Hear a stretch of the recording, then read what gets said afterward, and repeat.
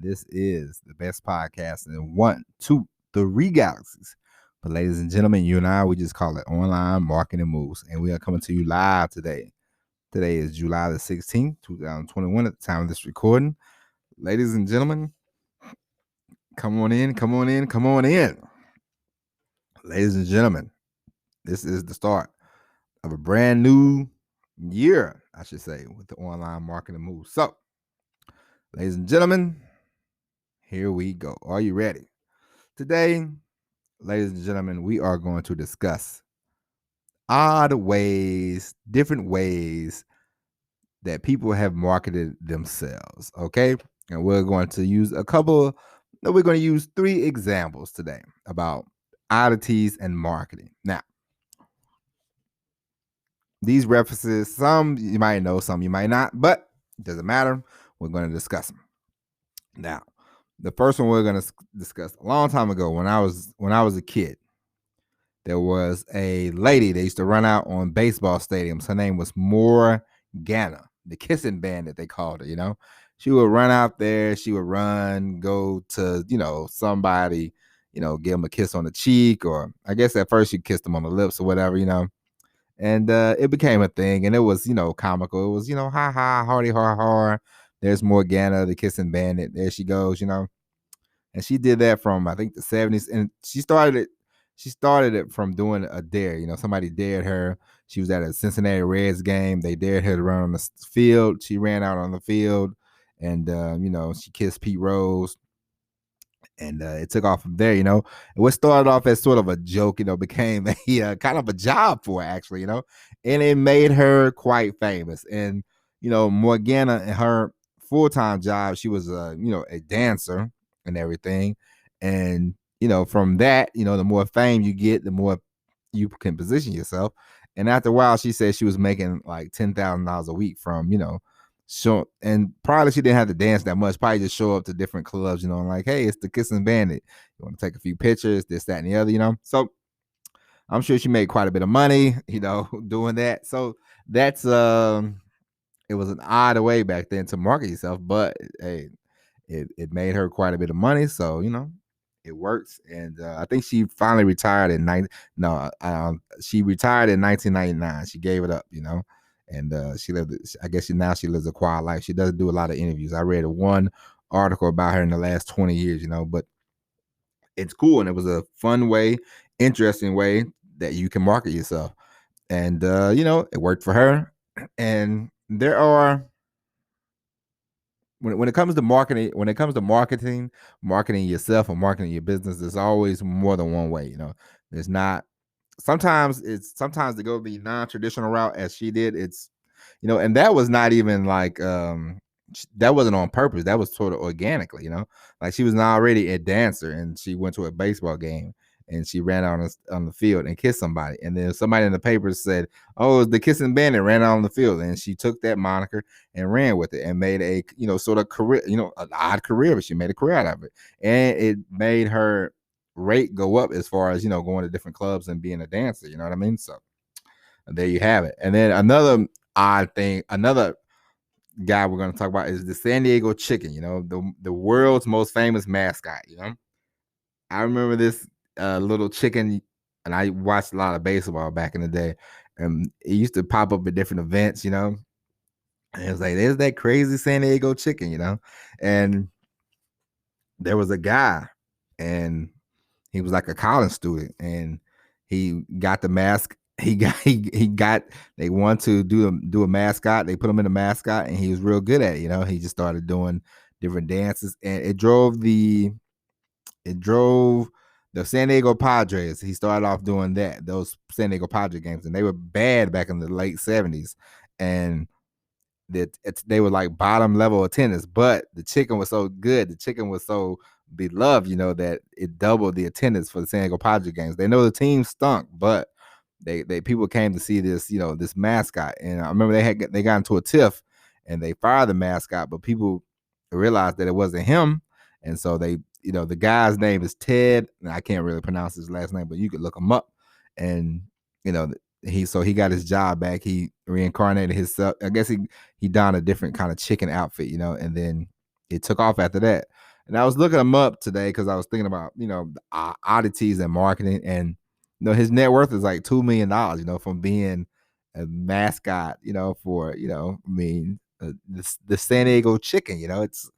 It's an odd way, but the chicken is beloved. The chicken made multiple appearances. You know what I mean? Like everywhere. All kinds of walks of life. San Diego Chicken took on a life of its own. And that was another odd way to market itself, but if it works, it works. And then one more I'm gonna give you today is Dennis Rodman. I remember Dennis Rodman.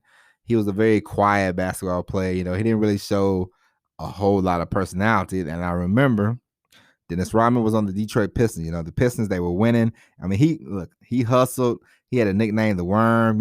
He was good. He was a great basketball player. But he really wasn't like famous, infamous and everything. Before. Then I remember he got traded to San Antonio. And Demolition Man came out. And before you know it, Dennis Rodman, he dyed his hair. So he started doing that. And, it's like, oh, Dennis Rodman dyed his hair. Okay, that's cool. That's something different. But it still wasn't, And then I remember I think he spent like 2 years with San Antonio.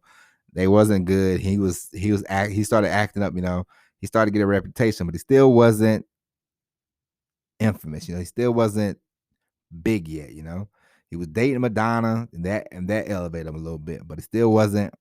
And then Dennis Rodman wrote a book. And then Dennis Rodman said, I'm going to get married, today. And a lot of people showed up. And this is one of the best marketing things you'll ever see. Dennis Rodman said he's going to get married. He showed up in a dress. He said, I'm marrying myself. And people went bananas, And his book sold. He sold a lot of books. And Dennis Rodman went from Dennis Rodman basketball player to he went from Dennis the Worm Rodman basketball player to, hey, that's Dennis Rodman, and he was up there, on the same. I don't know if he was as high or higher, but his popularity, he was right up there with Michael Jordan at one point in his life, and he started getting on these, these talk shows, and he got into he did wrestling, and I remember like he had a reality show and he could endorse things, and Dennis Rodman, he had a second career after basketball, a lot of people, they play basketball and they sort of fade away. Now, Dennis Rodman, he was always in the news. He was always up to something, he dated Madonna, dated Carmen Electra, well, he was married to Carmen Electra. There was always something going on with Dennis Rodman, besides the basketball. He was a heck of a basketball player. Before the antics, before the marketing himself. He was a great basketball player, but he was quiet. He was kind of shy, But then once he said once he wore that dress, his stats, his marketing took off. You know what I mean? So there's never one way to. There's different ways you can market yourself. There's always, the oddities. There's always,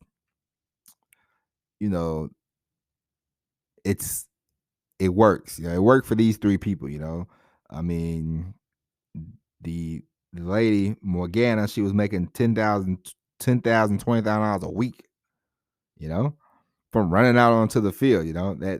That boosted her stock. They gave her a profile. They gave her a name. They gave her a nickname. They gave her, a positioning.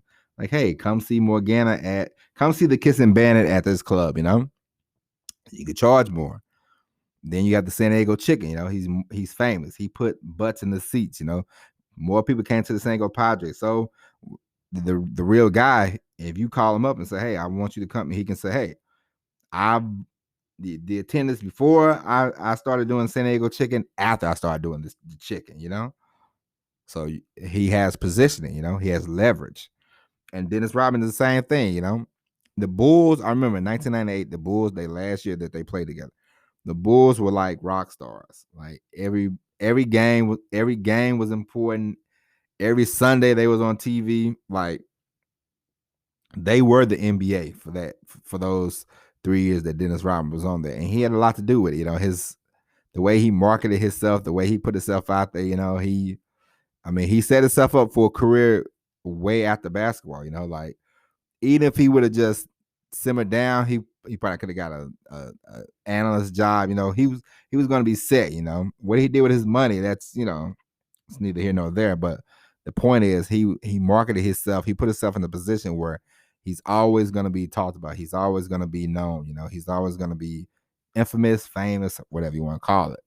He positioned himself, and there are the traditional route you can go, and there's always these oddities. These people are, you wouldn't look at them as like, hey, this is becoming running on the field of a baseball game and kissing people is not the the regular way to get famous. But it worked for her. It happened. She took advantage of it. Probably did little local commercials wherever she lived, and things of that nature. The same way of the San Diego Chicken, I'm sure, the San Diego Chicken probably got some commercial deals, got to do a few commercials back in the day. And Dennis Rodman, he got to be on reality shows. He got to be doing commercials, he parlayed all that into movies. So the point of this episode is, people are going to tell you to ditch the traditional route, Facebook ads,